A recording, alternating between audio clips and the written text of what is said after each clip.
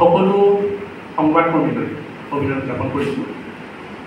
আৰু তাই অসম যোগ পৰিষদে আজি বিশেষ কেইটামান যথেষ্ট গুৰুত্বপূৰ্ণ বিষয় লৈ আজি কেন্দ্ৰীয় এখন সংবাদমেল আয়োজন কৰা হৈছে আৰু বিষয়কেইটা ইতিমধ্যে আমাৰ মুখপাত্ৰ গুণকান্ত গগৈ ডাঙৰীয়াই কৈছে আৰু আমি এটা কথা স্পষ্ট কৰিব বিচাৰিছোঁ যে যোৱা কিছুদিনৰ আগতে আমাৰ ভাৰত চৰকাৰৰ যি নিৰ্বাচনী আয়ুক্ত তেখেতে এখন খচৰা ইতিমধ্যে ৰাজহুৱা কৰিছে আৰু এই খচৰাখন পঢ়ি আমি বহুকেইটা কথা অনুধাৱন কৰিছোঁ যে আচলতে এই খচৰাখনৰ যোগেদি খিলঞ্জীয়া যিসকল অসমৰ লোকসকল আছে তেওঁলোকৰ ভৱিষ্যত সুৰক্ষিত কৰিব বিচাৰিছে নে তেওঁলোকক আচলতে আজি যি তেওঁলোকৰ মানদণ্ড সেই মানদণ্ড ৰাজনৈতিকভাৱেই হওক অৰ্থনৈতিকভাৱেই হওক বা সামাজিকভাৱে এই মানদণ্ড তেওঁলোকে নিম্নগামী কৰিব বিচাৰিছে বা অখিলঞ্জীয়া যিসকল লোক তেওঁলোককে আচলতে গুৰুত্ব প্ৰদান কৰি তেওঁলোককে আচলতে যথেষ্টভাৱে অসমৰ মূল বিষয়বস্তু যি ৰাজনৈতিক অধিকাৰ তাক আচলতে গুৰুত্ব প্ৰদান কৰি গৈছে এই কথাখিনি আমি অনুধাৱন কৰাৰ পাছত আমি এটা কথা স্পষ্ট হৈছোঁ যে আচলতে এই যি বিজেপি চৰকাৰ এই বিজেপি চৰকাৰে আচলতে প্ৰতিটো ক্ষেত্ৰতেই আমি দেখিব আহিছোঁ যে খিলঞ্জীয়া আচলতে বিৰোধী কিছুমান তেওঁলোকে স্থিতি বহুদিনৰ পৰা তেওঁলোকে লৈ আহিছে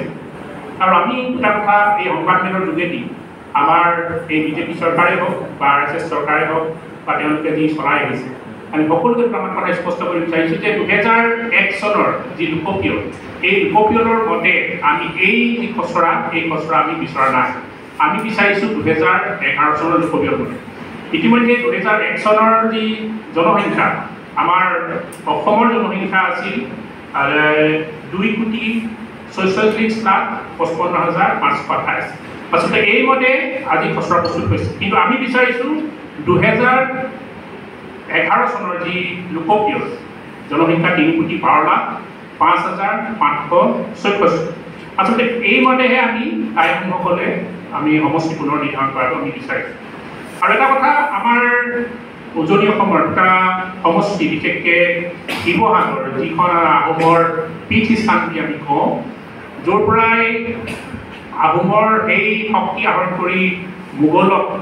উত্তৰবাৰকৈ পৰাস্ত কৰিছিল য'ৰ পৰা নেতৃত্ব লৈ সেই শিৱসাগৰৰ পৰাই এটা সমষ্টি আংগুৰি সমষ্টি গঠন কৰা হৈছে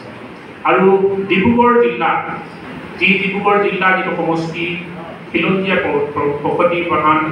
লাভুৱা এই লাভুৱালৰ পৰাও কিন্তু তেওঁলোকে গঠন কৰা হৈছে গতিকে আমি এটা কথা স্পষ্ট কৰিছোঁ যে এই দুটা সমষ্টি বিশেষকৈ গঠন কৰিব তেওঁলোকে কোনো পক্ষেই নোৱাৰে আচলতে খিলঞ্জীয়া তেওঁলোকে কয় যে আমি এই যিখন খচৰা প্ৰস্তুত কৰিছোঁ এই প্ৰস্তুত কৰাৰ যোগেদি খিলঞ্জীয়াৰ তেওঁলোকে যি সুৰক্ষা তেওঁলোকে প্ৰদান কৰিব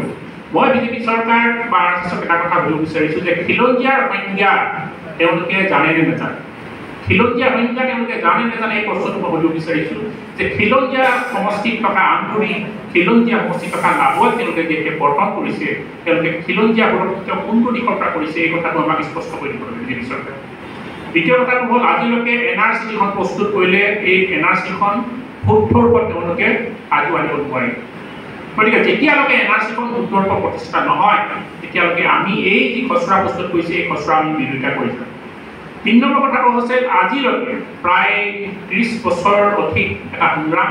6 জনগোষ্ঠী জনজাতিকৰণ আহোম জনগোষ্ঠী জনজাতিকৰণ এই কথাটো আজিলৈকে কিন্তু বিভিন্ন এখন ৰাজনৈতিক খেলা তেওঁলোকে বহুতো চৰকাৰ আহিলে বহু চৰকাৰ গ'ল সকলোৱে কিন্তু এই জনগোষ্ঠীৰ লগত খেলি থাকিল গতিকে আমি প্ৰথমে এটাই দাবী কৰিছোঁ যে 6 জনগোষ্ঠীৰ জনজাতিকৰণ প্ৰথমে প্ৰদান কৰি দিয়ক তাৰপিছতহে আপোনালোকে এই যি ডিলিমিটেশ্যন বা যি প্ৰস্তুত কৰিছে খচৰা এই প্ৰস্তুত